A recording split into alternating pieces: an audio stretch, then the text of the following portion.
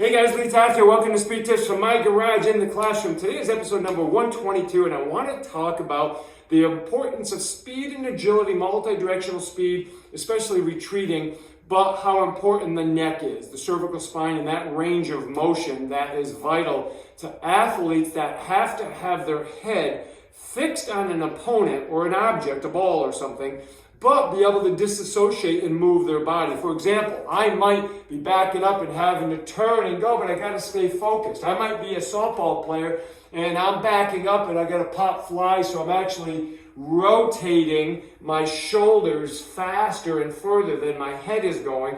So I don't always have to work range of motion by just working here. I can use my lower body or my body below my neck, below my head to increase that range of motion. But it's really important because what happens is if an athlete has to turn and rotate and they can't get it here, so it's distorting my vision, okay? If my head only rotates a little bit and I can't get it here, a lot of times what will happen is they'll go into, I'm exaggerating this, but they'll get minute levels of extension just to be able to get the eyes around. So if I bring my head back, my head faces more here. So they'll extend, or in some cases, they might even flex just to get the eye around versus be able to have the range of motion to do that. So one of the exercises I like to do is simply stare at about, let's say, maybe like 2 o'clock on your clock, okay?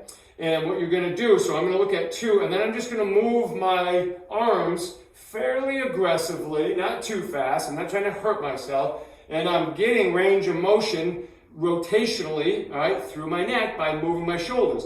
Then I move my head to 1 o'clock. So I'm looking at you, that's 12, now I'm off at 1. Do the same thing, a little bit harder to get myself around, okay, and I do that. And each of these I do anywhere from 6 to 10 repetitions, and then I go straight on you. And now I've really got to work to get around on this side, okay? So I'm training my head to rotate to the left by doing it, starting this way. If I wanted to go the other way, I would start looking, at 11 o'clock or 10 o'clock, 11, and that way.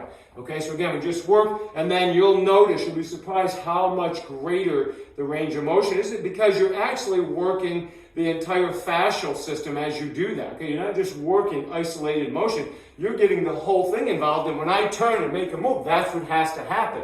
So that's a great exercise to include with your athletes as part of the mobility, but really good even if you work with your adult clients who start to lose, range of motion in their cervical spine and, maybe tightness in the shoulders. Just make sure they don't have any cervical issues, okay? That's beyond me. You got to go get them checked out. But if you're just talking a range of motion, this is an excellent strategy to use. Hey guys, I'm heading out to New York, New Jersey. Got a clinic with a facility this weekend, so I possibly might be able to get some in. If not, we'll see you on Monday. We'll get them in. All right, guys. Hey, have an awesome one, and we'll see you for 123.